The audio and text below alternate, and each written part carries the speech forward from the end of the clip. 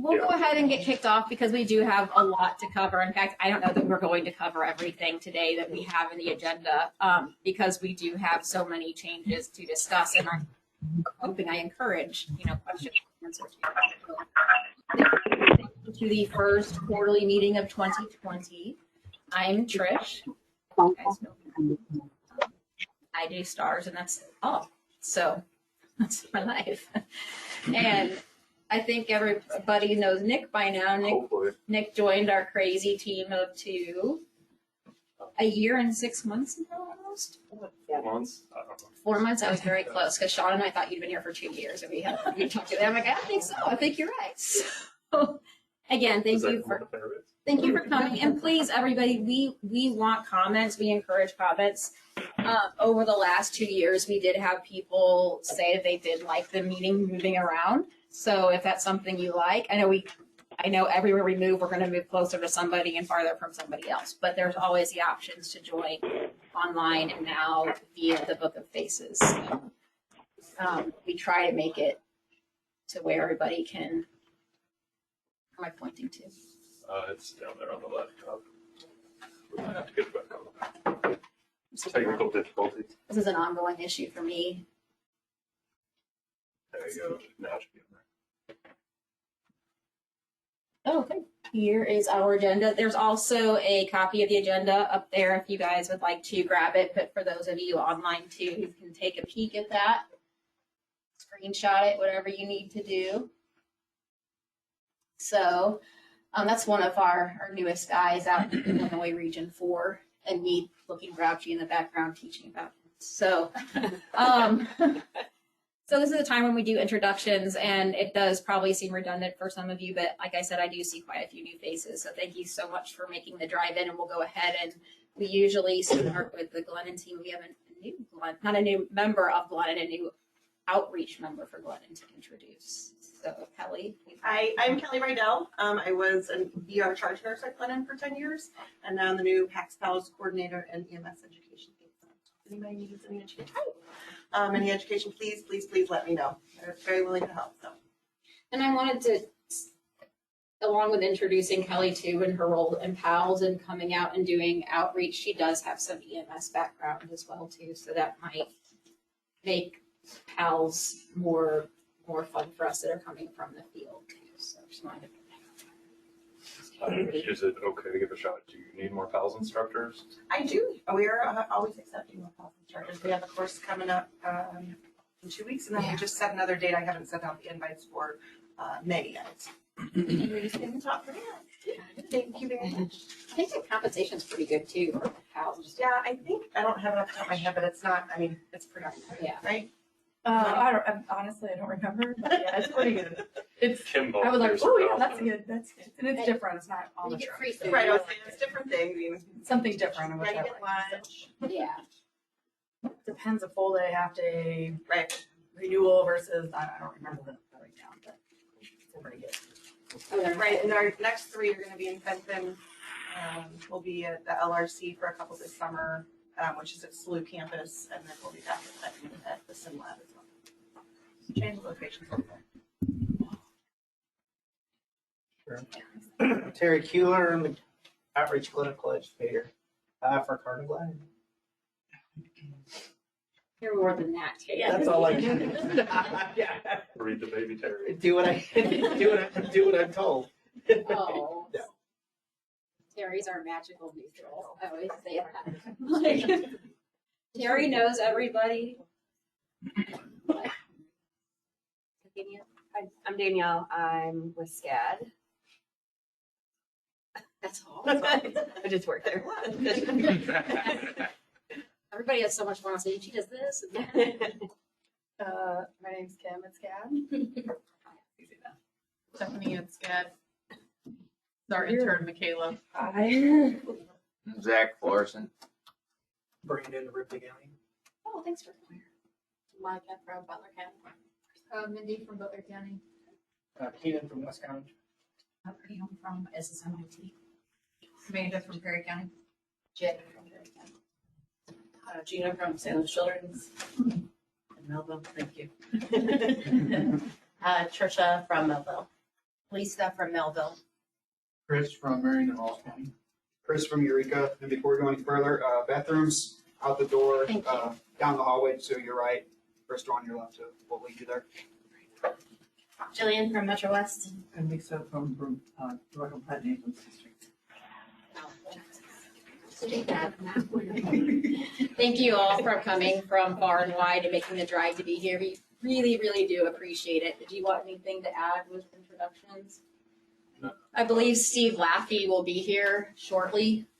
So he always helps and when we have questions and giving opinions on medical issues as well when we get there. So I always like to have a kudos page.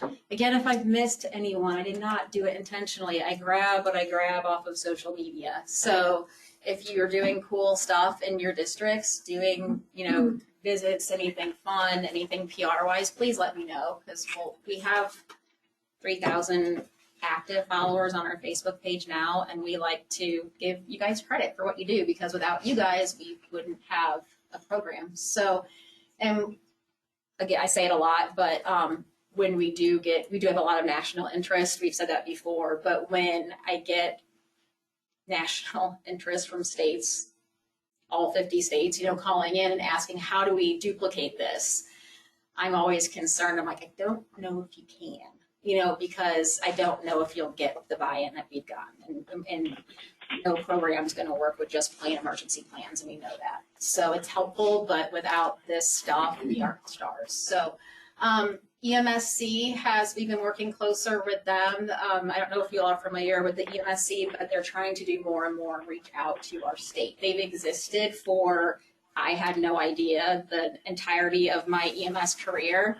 And not until I started at Glennon was I aware that we had such a thing in Missouri. I'm like, we have an EMS for children. What in the world is that? What do they do and where have they been? So they were kind of hidden.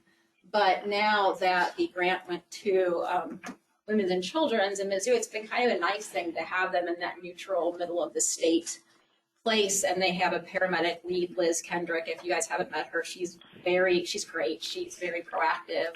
And that's her only job is managing this grant and taking education everywhere. She's at our pediatric subcommittee meetings that we go to in Jeff City every month because we're trying to share initiatives and spread. So she's done some special needs scenarios. I think she has been helping people make their own trach dolls. I gave her a handful of trachs last week. Oh my gosh, that was a month ago now. We have another meeting next week. When we were in Jeff City, and she has also training banks with equipment throughout the state in different locations. I can't quote where they are, but they're all over. So if you need to borrow equipment, it's like a library. You can go and check out the different types of pediatric sim stuff they have, which is pretty high quality, and she will help you do teletrainings. She has scenarios like that. She reaches out to the people who do it to help create scenarios. Nick's done from our office, just done training with her, etc. So we have Melville's Christmas party with RTAD's Christmas party with our people there. And we had our first, clinical save out at MedStar. They've been doing a great job with the little resources they have and all the BLS crews that they send all over East St. Louis. They're actually jumping on the database and doing a really good job. We've been really impressed. And they actually had a BLS crew that got a clinical save on one of our trade kids with an ALS intercept. And he had no neurodeficit at all. He went home a couple days later. So we created these little for that, but we'll be using our little Stellar Award pins. I thought they were kind of dorky, but people like them. So we gave them their little Stellar pins during that ceremony. Region 4 in Illinois has also been doing a fantastic job. The different hospital systems have been trying to get together and collaborate and really actually get coordinators more active with their kids, engage dispatch more.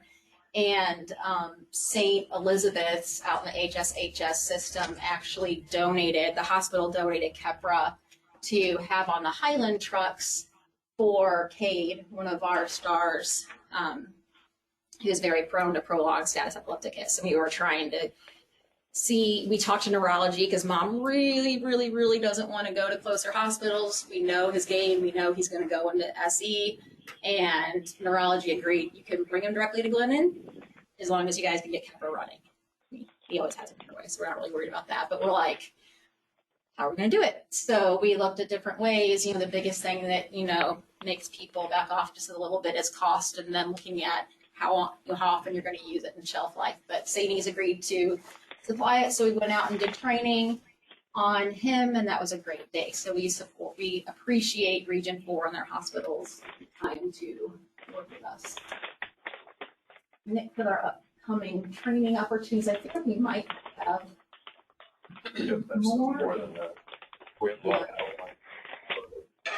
Forever knowing with training, most places I go, they don't care if outsiders come to. So if you see something Stars is going to be at, you're like, hey, I was sick that day or on vacation that day. That was at my place. Can I come attend there? Please shoot us a message. We'll gladly take whoever into our training.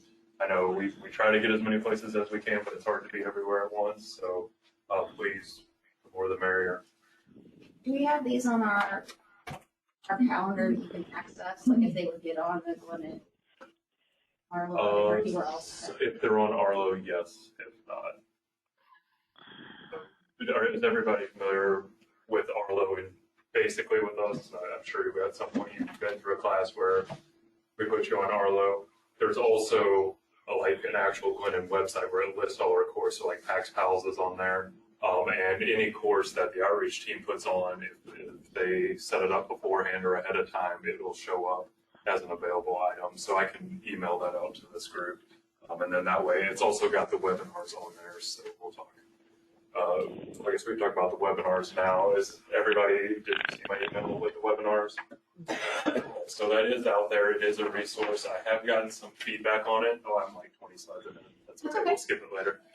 I have gotten some feedback. GoToWebinar is not perfect.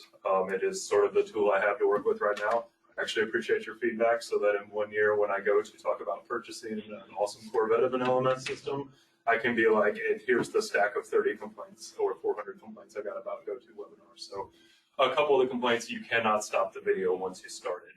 So obviously for on-duty personnel, that can be a challenge sometimes. And then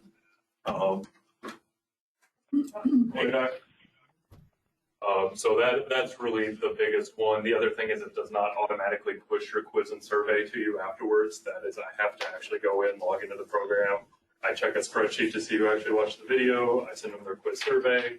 Then I go in the next day, I check to see who filled out their quiz survey, and I send you your certificate. So it's a little bit clunky. So just as long as your people aren't expecting like a smoothly automated system, I'm sorry, which I'm not National Register yet. I can't quite do it all that fast. But it's meant to be certainly a resource there, especially if you have people who miss classes, sick days, going on vacation, going on calls when we were there teaching our primary course. Or else if it's just been a while, it's been 6 months since we've been out there to teach trach at your place, and you're like, you know what, we probably should do a refresher on this. It's just meant to be yet another training tool to kind of help us all through this. We have some, I didn't know you could pause it, that stinks. For people who, I pause it. But we have 2 more for the web. The G2 one was pretty popular, and we have 2 more created. Our NPs are just slammed right now, but we have a central line one that's designed that she's ready to do for Bro Jackson. Ports and everything else that our kids are going home with, especially our oncology kids and our palliative kids. But then we're also doing a neuro one that we have designed with shunts and backlift and pumps and MS devices. So that should be a good one too. We just have to be able to pull our 4 NPs out for a little bit. But I can let you take care. Is this their current? I'm gonna let you dig over the databases. This is your section. There you go.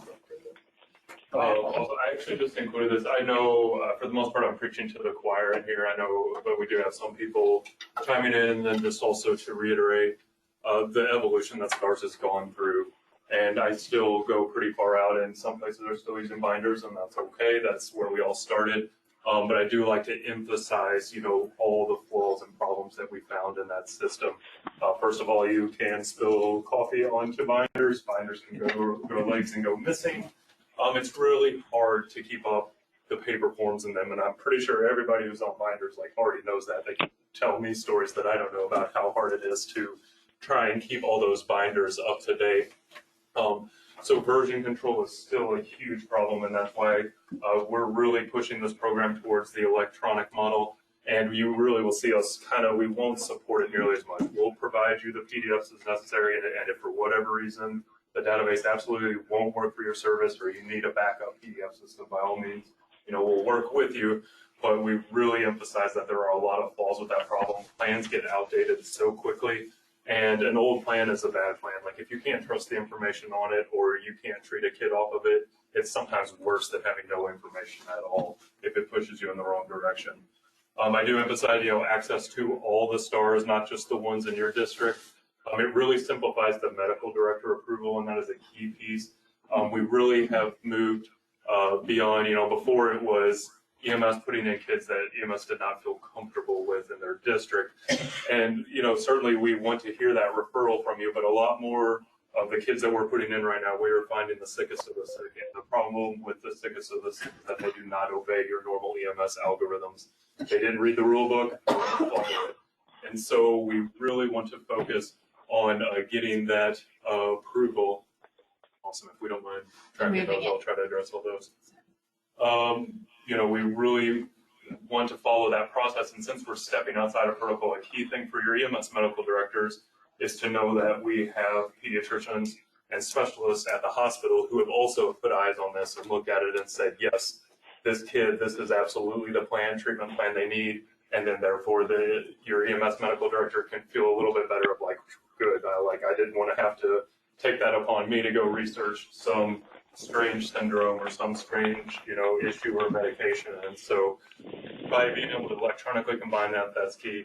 Stats and reporting is huge. I know you guys probably don't care about that as much as I do, but we do still live in a grant-funded world, and it's incredibly important to us. And some of the things we'll be able to track will be pretty key whenever you get a chance. Thanks, Miss Trish. I know your social media and over there. We can answer these afterwards, right? Yeah. Like if we can just track the question for everybody who's calling in, certainly please type in the chat your questions, and when we get to the open forum, we'll address as many of them as we can. Awesome. So just to emphasize the metrics and what is happening, also a step back. Previously, in previous metrics, I always tried to do up to the date. I finally have enough data, and that's so painful for these meetings that now I'll just report up to previous quarter. But you can see by the end of 2019, 479, I ran the numbers the other day. We have 503 active stars. We have a lot more on the way. I know that Children's has a number who are sitting with their medical director pending approval.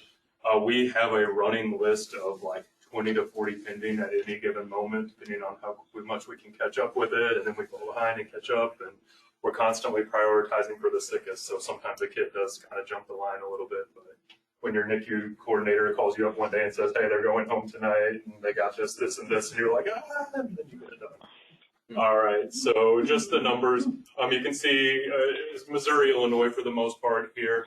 I do think that number will be interesting as we get the upcoming years here. I do think you're going to see other states jump on board, and we'll kind of all watch the changes. And then we have over 1,200 active users in the database. You can see 422 logged in the previous quarter.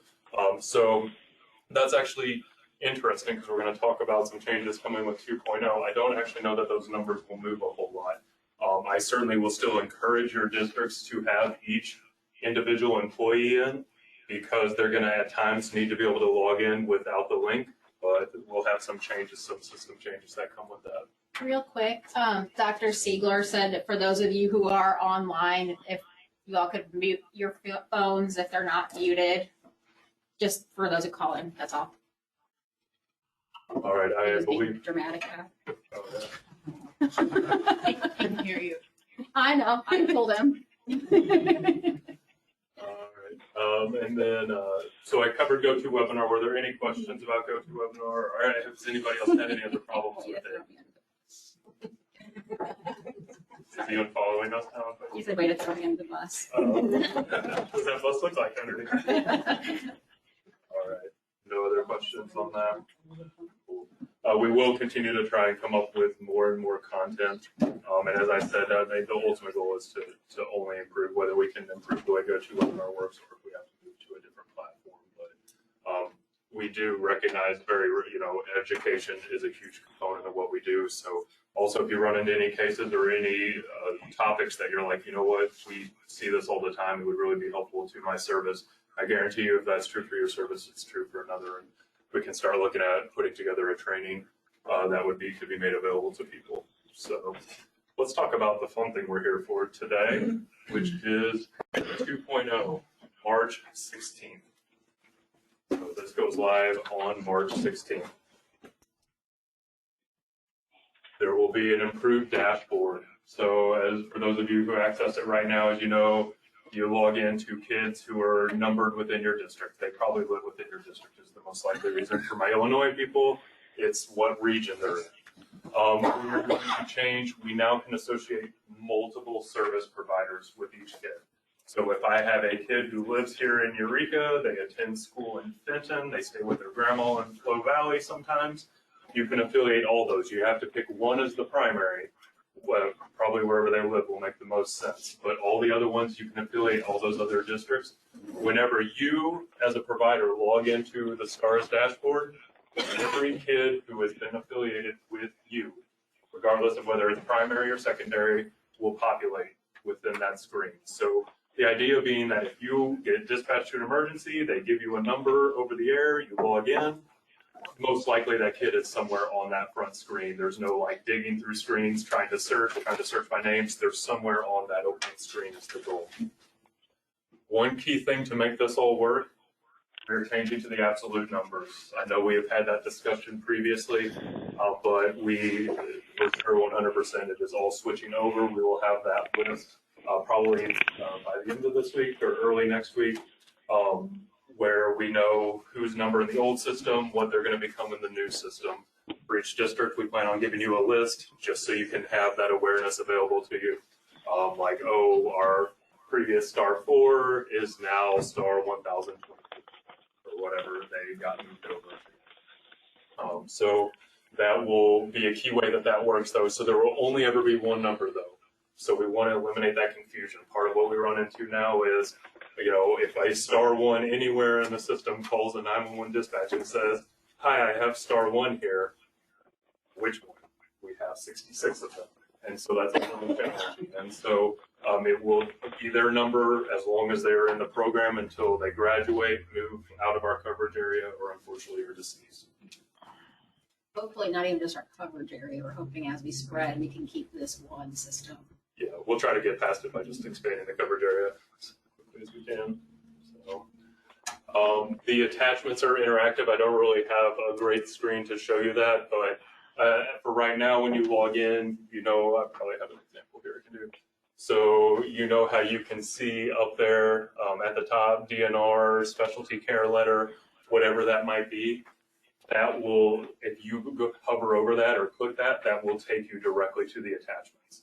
And you can open that up. So we, at least for those 3 primary things that you might see up there. So obviously DNR is super important.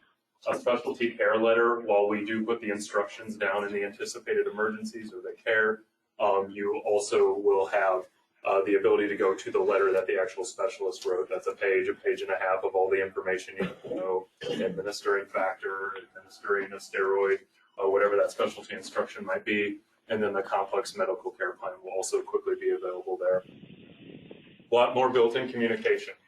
Who here has a chain of 1,000 emails going with me? All right, so we got a bunch of them. All right, so we want to put as much of the communication piece about those stars within the system. It will be a little generic when it first rolls out on March 16th, just like canned messages. This plan was submitted for approval. This plan was approved. This plan was denied. But as time goes on, that will open up to being a much more open communication system so that you don't have to have separate email chains with parents, with the hospital, with the other EMS providers, or your district members, and then us. It'll just all be kept on there. Coming with 2.1, which we're looking at probably May, June, there will be a formal dual ND approval. It will still be the old system for the first couple months, but There will be a time coming when that rolls out where the Children's Hospital doc has to approve it, and then your EMS medical directors have to approve it, and the system will log both, saying that yes, both have checked off on this. There is a change log that is associated with each form. We can now see who made changes. So you'll be able to go into each form at the bottom, and it'll be like, Nick updated vital signs, Trish changed medications, so-and-so did this, so-and-so did that, just so we can track who's doing the changes over time. The improved metrics are amazing. And then dispatch, which I'm sure you can tell by the size of the font how excited I am about this. So I should have put it in all caps, or it's all caps, I should have put exclamation marks like a giddy little schoolgirl. Or schoolboy, equal opportunity. Do you mind advancing me there, Trish? Stand by.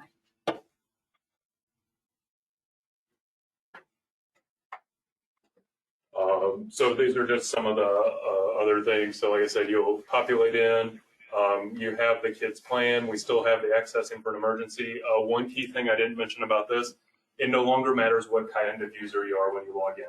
So previously I had to tell, as you guys especially know as coordinators, like, oh, only log in as a user when you're going to an emergency so that you don't get mixed up on what's what. That all goes away. Because if you have the power to see drafts or plans waiting for MD approval or archive, that they all get pulled out separately in your dashboard when you're in. So under the stars that you can't see, those are all active. All the other forms that are in other statuses get pulled to the side. So if you have the ability to be a dispatcher in the next system, and we're looking at, we did create a dispatch role. So dispatch agencies can be in there, and then we're also planning on allowing coordinators to have the dispatch function as a redundancy in the system. Just that way, especially I have lots of different EMS systems that work in different ways, especially some of my rural ones. You know, if you either don't have an E911 or somebody, a service who can actively dispatch for you, at least have somebody in your organization who can be like, oh, I have the power to do that. Go in and send the information to the crews. It'll show up as a dispatch button they have available up there. All right, it'll pop up a screen. They can go down through by state, by county, and select the service. When they select that service, they say, do you want to send this information to them? Are you sure you want to dispatch stars 11 to Eureka Fire? You hit OK.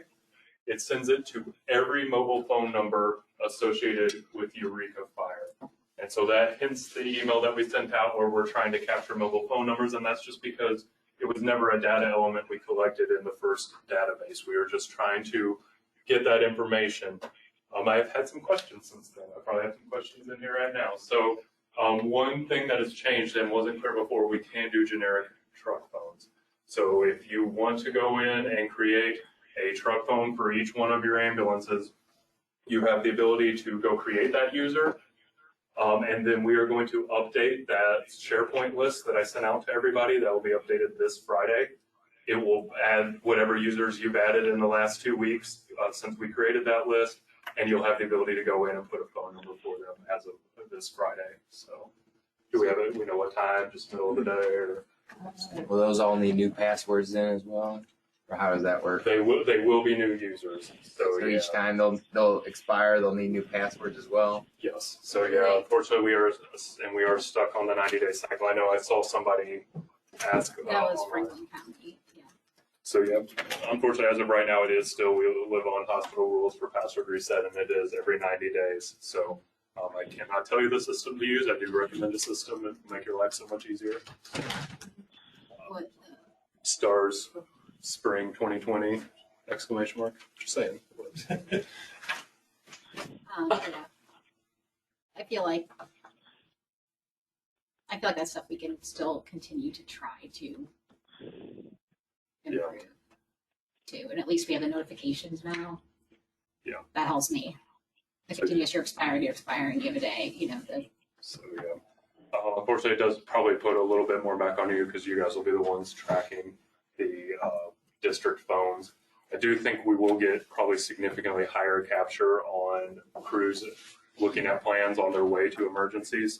Also, maybe crews looking at plans during non-emergencies. So just to finish out what happens when you do this, so you sent it to every mobile phone associated with Eureka in this case. They get the text message. It says, emergency activated for star number 7. We did put the district in just for our people who work at multiple districts, so they can be like, oh, which one did this come from? And then when they can tap it, the idea being this is live for 2 hours. So from the second that somebody hits push or hits OK, and that link is texted to the phone, it's live for 2 hours. You can click on it, and it goes straight to the plan. No logging into the database, none of that. It's just the plan is available for you to look at for 2 hours. We can see which one of the numbers we sent it to. We are able to track who all logged into it. That's not meant to be punitive. I certainly think there is value to crew members not running that emergency, also looking at that plan, as long as you're doing it just to educate yourself and be like, oh, that's the 3rd time this week that star number 7 has gone out. I wonder what's going on with them. Get yourself familiar, because it might be you the next time they call 911. So just staying up to date on it and being aware that that is happening. This will also allow you can send to multiple districts whenever you go to do this. So especially whether it's a dual response, whether it's a mutual aid situation, or our areas where we have ambulance districts and fire districts working together, you will have the ability to select both and send them the information.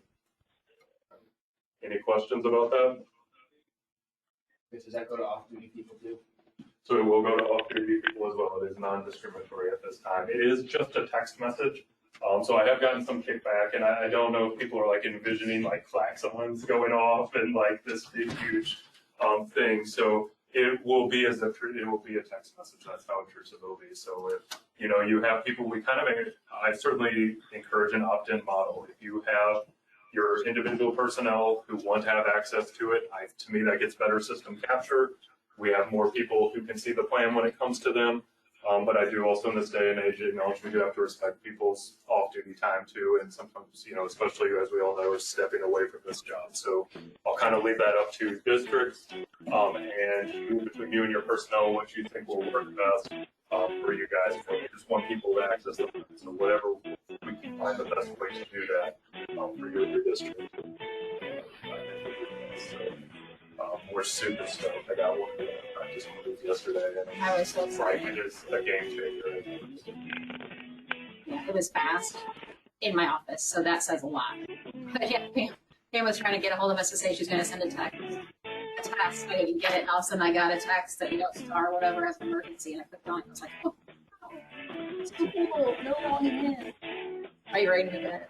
Yeah, but it's just whenever I go to coaching meeting. So Your patience is appreciated. Attached to a Please phone number. hold the line. Is We'll that be also right you back with you. to their logged in, so if their password is out of date, number causes an issue, feature. really good question. We should be able to handle it since it's going to be a direct link. So yes, it is attached to their account. But since it's a direct link and this method of delivery, we can find it. So I see a lot of my guys letting their passwords expire and then just relying on that. So the only reason I would discourage that is it's only for 2 hours. So I mean, maybe if they're the world's fastest report writer, but in all honesty, they're probably going to want to access this later on that day, whether to finish their report or they get to the hospital and they want to print and share the information with the hospital that they go to. So I certainly encourage people to keep their logins up to date. I keep trying to put training resources on there as well. We want to have as much be funneled through the database as possible. So I do agree, and that's sort of why I mentioned with the logins, like I don't know that we'll see that many more active logins ever again, because I do feel like people will enjoy the perks of this system as much as possible, but I do recommend that they keep up a way to get in. We appreciate your time and patience. Please stay on the line. We'll be back in just a moment. So if they do request that emergency access to it, can they not re-request it if it's not available in 2 hours? So you would have to redispatch them. You would redispatch to the whole district. So it would be, I thought that was a feasible solve. I didn't really want to float it out there, but yeah, absolutely. Yeah, if you went in and you could redispatch to them.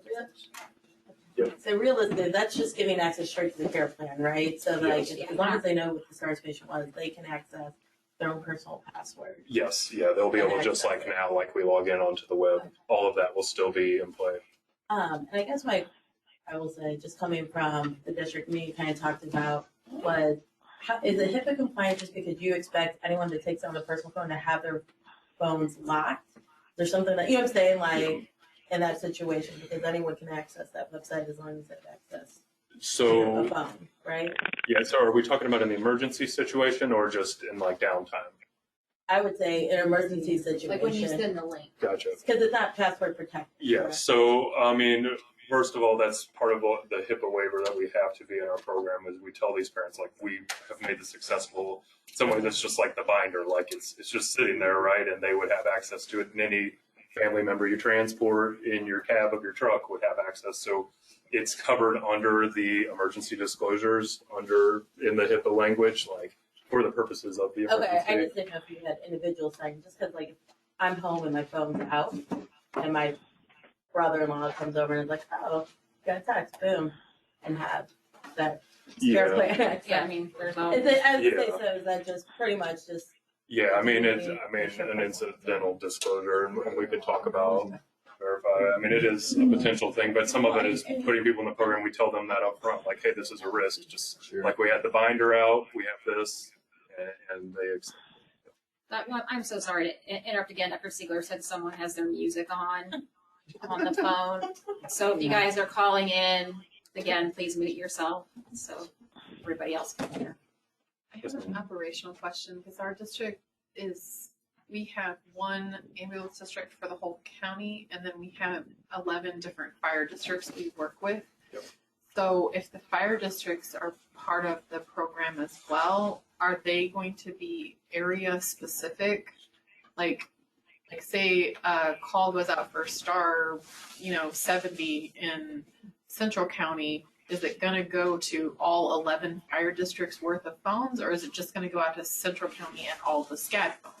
It will just go out to Central County and all the SCAD phones. Okay. So yeah, you would just select them. I apologize, I don't have the full list. We just only had Eureka in under St. Louis County. So it would have all services under St. Charles County would be available on this list. So you would just pick SCAD and Central County and SNP. And dispatch is making that decision, not us, right? Right, yeah. So, I mean, if you were to manually go in and do it for them, that's how you would do it. But yeah, we're going to work with our dispatch partners so that they're doing it that way. Good question. Any other questions about this? Awesome. So as I said, 2 hours, the new dispatcher role, and then I think I've covered all this. We need all the phone numbers in. That closes on March 2nd. That'll be the last day you can enter phone numbers into that SharePoint that I sent out. If nobody knows what I'm talking about with SharePoint, please stay for a minute after this and I'll talk through what that is. But that will close out there. As I mentioned, the metrics and the reporting is going to be really amazing when we dive into this. But the idea that, we can go back and look at histories, we'll be able to map our stars out, we'll be able to do a lot. That is old data, so please don't get, too upset about the 36-month review.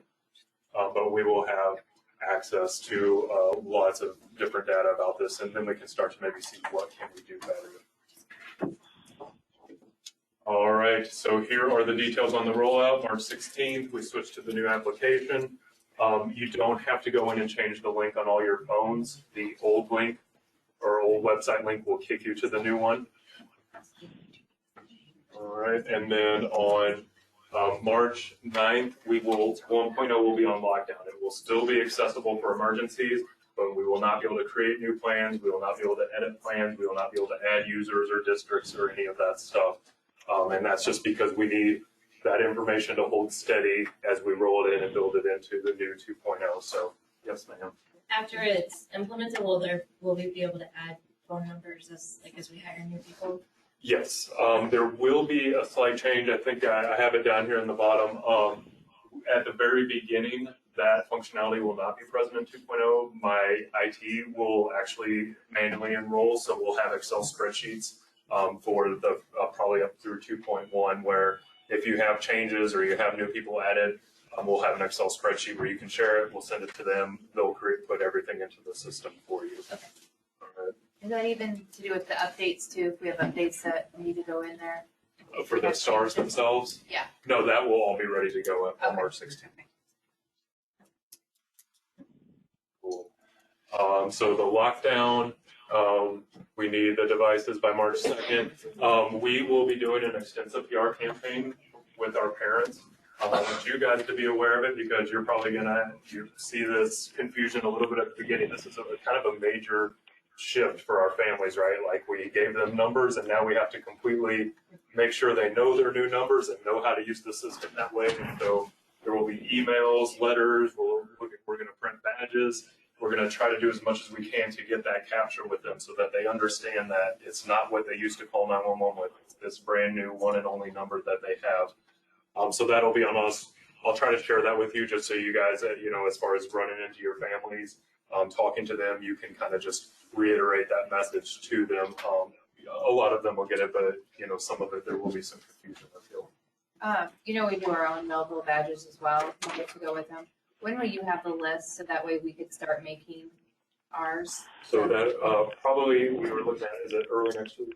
Or by early next week, we'll have the list of this is what Melville 1 through 56 was. This is their new number in the new system.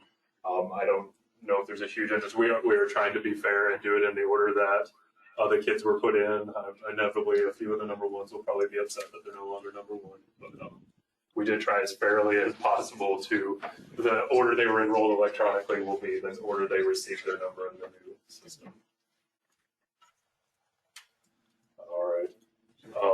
And then, we'll send you a list of your old and new numbers. And then the Excel spreadsheet will be how will you handle that. So a change that comes immediately with the new system and abilities is that only hospital admins will be able to write plans. All right, so that's just off the bat. We will do that. We think that will strengthen the specialized protocols piece. So the ability for us to say, yes, we're writing it here. We have access to all their Epic notes. We're able to talk to the PIM or the docs or the specialist and then communicate with the EMS medical director. Some of it does come down to it solves some of the data ownership. I know a few of you in here have been involved in the contract discussions, and so there's a lot of weird language in the old contracts, and I get called on it every now and then. They're like, what in the world is this? And maybe it's just important for you to know.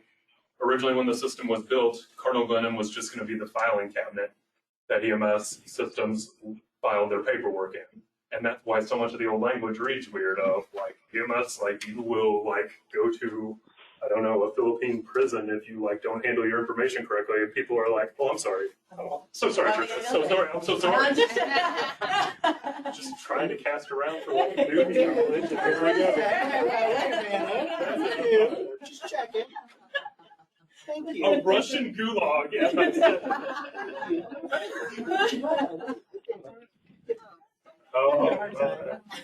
So, there was a lot of. That's Tosh 2.0 Russian. Anyways, so there was a lot of really harsh language for what would happen to you with data ownership and EMS services. Like, what this, we can't really control all this. You guys are controlling all this, and so it will be reworded. The hospitals are going to own the data. All right. The thing we need from you guys is to manage your personnel who are accessing that data, because I don't know who works for Melville and I don't know who works for Butler County. So if you have personnel changes, please make those changes. But as far as putting the plans in, owning the plans, all on the children's hospitals. All right. Will that also cover Mercy? Do we have someone? So I have people I talk to at Mercy, just like, so negotiations are ongoing with both. So it's going to work as far as Children's currently has people who are actively creating the plans. They just don't put them on the database. We're working on taking that last step with them. And then Mercy is very interested, and I think you will see the same thing. So the ultimate goal here is to have the same system we've created here at Glennon, where you have active people who work within the hospital to do this. STARS teams recreated at each hospital. And then those will just be your points of contact for that kid. So you're working at JPAT for the day and you're like, oh, this kid's from Mercy. We ran him. Something, his meds are clearly out of date. I'm going to shoot a message to so-and-so and have them updated.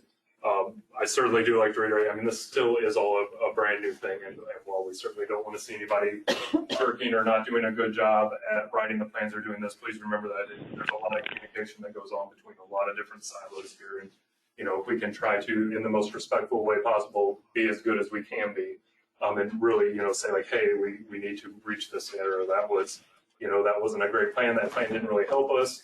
This is what we saw from our perspective, and see if we can't build better and better plans and get some good information in there. This is an example. Nick, Yes.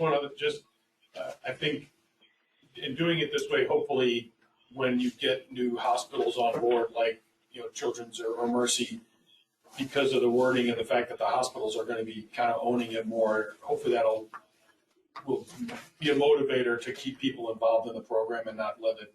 Because the wording of that contract is very much going to be, you are responsible, this is a big deal, and hopefully that will improve the buy-in from the hospital, so it's not just kind of a little bit of a fly-by-night thing, part-time or, that kind of thing. At least that's one of the things that I'm hoping, because that's always a concern, is that you get enthusiastic at the beginning and then it kind of peters out, and then what happens. So hopefully having the hospitals own it a little bit more will motivate them to provide the resources to keep it supported. Well, and honestly, to piggyback on that, yes, the wording does say, and we actually have that 30-page guideline book with it, that says you must keep these up to date, you must, follow these guidelines, work with EMS, et cetera. But, that's what happened with the ambulance districts, not to any fault of your own, but, someone who was all gung-ho and a coordinator would get hired somewhere else or leave or get injured. And that's when, we had parents calling and plans were outdated, and it's just difficult to control. We had one district that just dropped the program altogether, and parents were not happy.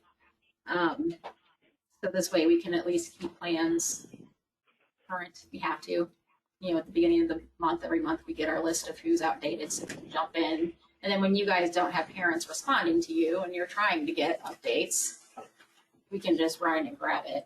Yeah. So they've signed their HIPAA waiver, we can run it and just stop it. I was going to say, I feel like it just changes the balance of our relationship a little bit, right? But it kind of builds some synergy. As I said, it's super hard. Like, if a parent's not answering you, and these parents, some of our parents are way overwhelmed, right? Like, they're dealing with scheduling endless doctor's visits. They have to sit on the phone 12 hours a day with the insurance company. They probably know the phone tree better than the insurance company does. Send me to Lisa, she's on 38. And so, oh man, I gotta stop picking people's names and ethnicities, Anyways, so, we want to reduce waiting time on parent contact. They're just the simple fact is I have access to Epic. I can launch in on one of these kids and see every doctor's visit they've had within the last 6 months, what's going on with them, where they're at, and their things. I can see if they're missing visits on our side too. And then maybe reduce some of the miscommunication problems with parents. It's challenging. You guys probably know better than me, because a lot of you have even done more home visits than I did before I got this role. You're trying to interview a parent, and when you think about what we're trying to do, we're trying to write, an individual, unique policy and protocol for this kid, and we're dependent on that parent. You're trying to meet them. Who knows if they maybe fully understand what's going on with their kid. Not to say that they don't know a lot, but they don't always know what's important with regards to you guys. And then we're trying to write that plan. It really opens up some room for error. On top of that, we're going to have that plan in the system where other EMS providers might be running them somewhere else. And then, it just opens some of that window for potential for error. And so we want to bring it back to where it's getting eyes on it at the hospital. But we still, I think there's huge and important roles for you guys. So like I said, we just kind of want to change our roles a little bit. First of all, finding the best way to get the plans to your providers for the emergency. And I certainly hope this dispatch function is improving that for you guys. Managing your personnel, and then working on the fun part. Sometimes writing the plans is the hardest part. You go take the fun part where you get to do home visits and have the kids come visit you at your facilities. And then, we do need just a little help with the referrals. If you find a kid and you're like, wow, my service, this kid is challenging, they live in our community, we really want to plan for them, and then just refer them back to the hospital. And maybe we missed them for some reason, or maybe they weren't, properly presented to us when they got discharged. Occasionally you have like this random kid that falls out of Michigan, but they're like on a vent and have a central line and all that fun stuff. And so that is a real life story that happened. So, you know, refer the kids to us and then we'll handle the writing the plan and creating the training and working on the hard part. Some of these plans also there's no denying they're getting more and more complicated. I mean, some of the stuff we're doing at the hospital is real. This is one Trish put up that I think she was going to show you just as a kind of a demonstration for how challenging some of these kids can be. And I'm sure Dr. Laffey can speak to this too. Never heard of it. The GI, yeah. I've never heard of this before. Yeah, I texted Dr. Laffey. Well, there was an issue in the ED where mom caused a big issue. Mom was upset over care in different situations because obviously this kid is so unique. And I wanted her in before the weekend, so I'm texting Steve, are you here? Because I need help. I don't know. Finally got a hold of her NP because I'm like, explain what is happening here. You know, this is so, but you know, again, here we have a kid who's completely neurotypical, who has a completely non-functional gut that we're working around via TPN, and it's just a scary situation out there when you see all of this going on. You know, I never heard, we have plenty of kids on TPN and short gut syndrome, but I've never seen a complete non-functional gut into where she only has her G tube to drain her pleasure feeds and it must drain or she's in big trouble. You know, and I'm like, well, wow, this is kind of crazy. So yeah, there's more and more of this stuff out there. I feel like this is a new flood from our draft clinic, you know. So what they're calling this family of problems in our GI division, they call this intestinal failure, which we used to just think of that as shortcuts. Shortcuts are the kids who, the commonest one is you have necrotizing enterocolitis as a little baby and you remove a big chunk of your bowel and then you can't absorb things, so you need TPN. And they have lots of problems with diarrhea and dumping syndromes, and they're very prone to getting septic and that. So the shortcut was kind of the classic, but your patience is appreciated. Rather than calling Please it hold the line.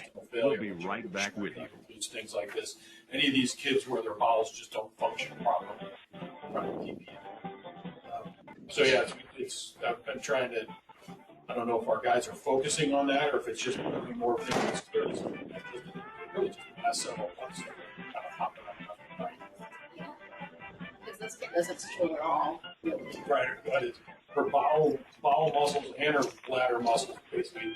Her bowel muscles didn't get. So her bladder doesn't function, so she can't have her bladder. So she's got, that's a consequence. Her bowel just doesn't do anything. Nothing goes through her. Basically, that's like Trish was saying. If you put anything into her belly, basically, she has a functioning bowel obstruction her whole life. Nothing can ever get through her bowel. So she has a G button, but oddly enough, you can't put anything into it because anything is obstructed. So the G button is only there to vent, drain the stuff that's already in her stomach that can't go in her For bowel. waiting. Your patience is appreciated. You know, G button. No, she's having We'll be right back. that's why in there. We did that last week. Now we can't do that. I'm like, oh, this is a backtrack everything. Right. Just taught. Just when you think you know. Yeah. Just examples of. But the other thing I think about this one, I think, is the fact that she's completely reluctant. Yeah. And again, this is one of those ones where you see this list of problems and you figure it's disaster. She was lethargic and not very responsive. Easily, it's just the way she is because she's got all these medical problems.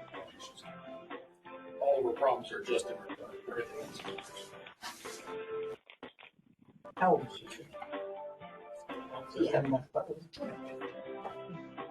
whole thing is this one. I mean, I was there to interview another kid, and as I was walking by the room, the NP, she was like, "Oh, you should probably go talk to that family too." Like it was just like this random referral, and then we got into this one, and like, this is the thing. So, Thanks for holding. We appreciate your time and patience. Please stay on the line. Open We'll be forum. back in just a Any moment. questions? I was going to ask as far as any recent calls we're going to do. We normally do that. So that that's kind of go well, not go well on any recent calls.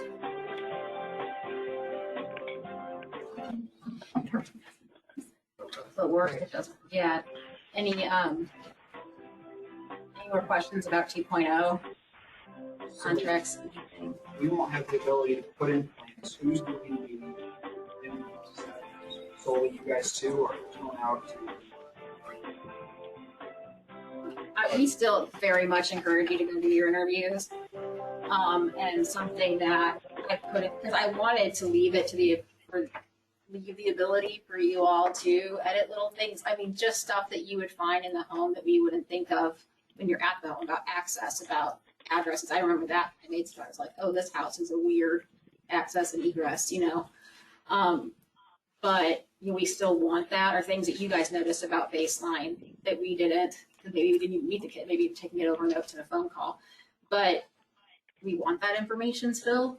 So we want you guys to still do those as you can, and then let us, you can add it. You'll just have to let us know to add it, because there was no way to make it to where you could add certain information and add other information, or we can only let these people do it because they're kind of grandfathered in. That was my idea first. I'm like, can we just allow these to keep doing it? It's going to have to be an all or nothing, you know, which we negotiated for quite a long time over that, because I do see value in you guys adding information that we don't see, but we'll have to just add it from our end.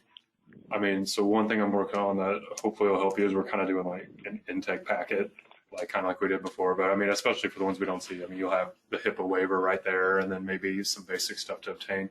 Hopefully through the communication piece too, it'll be easy enough for, you know, we put a kid in and we're like, hey, Eureka, we put a brand new star in for you guys. They got this, this, and this. This is their complication. You know, we still encourage home visits. So the idea that if, you know, you get a chance and you're like, oh, you run out there and you come back and you're like, you know, your plan's sort of like missing this, you can write that straight into the database and be like, hey, Nick, that new kid you sent us, they've got this, this, and this. Or you can be like, they live at the end of a dirt road.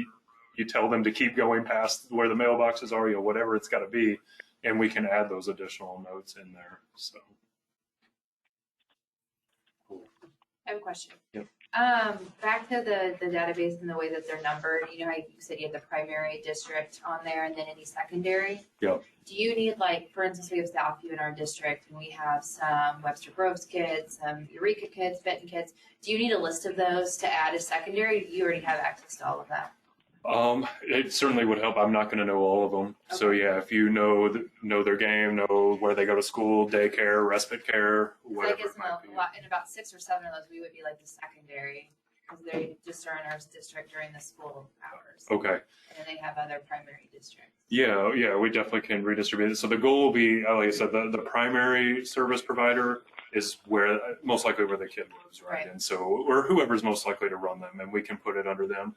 They'll get the only thing that the primary service provider gets their names on the badge is what it's actually called in the database when you see the number and a district name. It'll just sit there with the primary service provider's name. But that'll sort of help you too. Like if you log in for your district, you're responding to star 111 and then it says Webster Groves, you know that like maybe that kid's just there for school or something different. Oh, and you also immediately know it might be a kid you're not as familiar with. So. We had a call recently that noticed on the dispatch screen it said pre-plans. You click on it. Is that like the old binder system, or is that as up to date on the dispatch computer as the database? Those are the PDFs. Yeah. So I try to keep them up to date. Central County's been so amazing. I looked at it, I'm like, oh shoot, I don't know. It didn't look like the binder kind of database, or I'm just curious. I mean, we sell the computers and that's how we're doing it. I was just curious if somebody looked at that instead. Yeah, so that's the way it works for some of the Central County services. They attach them as PDFs. We just have all the same limitations as the PDF system. So I think Central County is excited about this. There's one more program they have to run in the background, but to my understanding, it's not fun for them to have to go through and attach PDFs to addresses. And then even then, you can only get that pre-plan if you're running that kid at their address. So this will be wherever they are, the plan goes out. Sure. So you made a comment earlier. Are we still going to be able to pull PDF to print off? Yes. Yeah. And then going along with his question, are you guys going to be forwarding those PDFs to Central County and the dispatching agencies and also with the parents? Or does that also fall back on us? So I just want to make you're changing forms, and we're not always going to know exactly when something's changed to get to send off to say Central County. So, I mean, it's kind of a mixture of both now. I mean, I'm sure you send yours to Central County a lot. We handle it in other places. So that probably comes down to we just need to come up with a good communication way to, once the plan gets activated. And to me, that's where it falls off sometimes, right? Is if it takes a while to get the plan active, you know, the medical director is gone on vacation and then comes back a week later and approves it or something like that. Then sometimes it gets missed because you get out of your workflow. So we can probably come up with a way even to notify the dispatch agency within the service, like, because we're going to attach a dispatch agency as one of the service providers. So they would be able to see it. Maybe we'll work on maybe a comment that goes to them, just the plan becomes live, they have a new one. Hey guys, you have a new star in your area for them as well. Sound feasible? Be available. More work? Did you need some more work, Dan? Awesome. Are you and Children's and Mercy going to have the same process for updating? So, like, we intend, if we ever get on the database, to have a locally stored warehouse of the PDFs, right? To do an export of all of them so that the crews can access them if Wi-Fi is down or if cell phone service is down. That was the intention. I don't know if that's actually going to happen, but if that's an intention, so then the follow-up, the question that I'm actually asking comes from that is, if you guys are updating all your stuff on the 1st of the month and they're all updating theirs on the 15th of the month and Mercy does theirs on the 30th or whatever, you know, so that we know to go in and pull the batch again. Gotcha. I mean, it's a little fluid for that, would be my answer. I mean, the goal is 6 months or less, but I mean, we're updating kind of constantly as we go because the kids come in, like we have our epic list, where we walk in the morning, we're like, oh, so-and-so came in, 15 came in over the weekend, and we work at updating them. You know, I don't know if we could come up with just kind of almost like a standard time where you pull them. It's going to only be for backup because if the text message system is the primary system and it's live and it's working, that local storage is really just for backup. So the expectation is that they're going to be out of date, some of them. Yeah. At all times, some of them will be out of date. But just for like setting up on our side what a normal batch would look like, would it be once a month or would it be, is there going to be notification from your team, from their team, from Mercy's team, whenever they update? Yeah. You'd be getting constant. I know, that's what I was thinking. Yeah, because 130 and when I kids. say 1st of the month, that's when I'm notified that we have our 6-month expirations. Right. So I can't do 100 plans in one day. Right. So that's like over the next 2 weeks. You know, I'm like, I'm taking region 4, you take region 5. Let's just run through an update. Then as they're we have our admit list. So every time there's an admission, we're also updating the changes and new diagnoses. And so yeah, that would just be, you'd have to almost just do it like every 3 months and as a safety net. Like there's no, it's it's going to be the backup system. Yeah. Yeah. For if everything else fails, we want to still have a local copy of the stuff. Yeah. But even with that, like, I'm just wondering what kind of process you guys envision for that. You know, is it every 3 months would be acceptable? Just suggested I pull out. I know, but I don't know if you worked through that or not. Really just that we mandate 6 months. We try to, I did develop a plan and then it immediately didn't work, like all good plans. And so, yeah, I mean, it's certainly something that we can communicate with the children's hospitals. And especially, you know, it's one of those like, you know, if we're trying 3 months and you're encountering all kinds of errors with it, you're like, this, you know, is ridiculous that I pulled this for them to put in our backup file. And then I check the next day and I've got like 20 of those plans got edited or something, you know, maybe at that time where we can have a discussion like, hey, this truly is creating an opportunity to fail in the backup system. And maybe we can have that discussion at that point. Every 6 months is going to be the requirement for every pediatric hospital max. So that's again, yeah. But everybody's going to be on a cycle. So exactly. Everybody's not going to expire on January. Exactly. Yeah. Yeah. Gosh, it was all of them at the same time. Yeah, that wouldn't. Not enough monsters for all that. All right. So I think that concludes the online portion we're going to do. So were there any questions, other questions that popped up in the chat?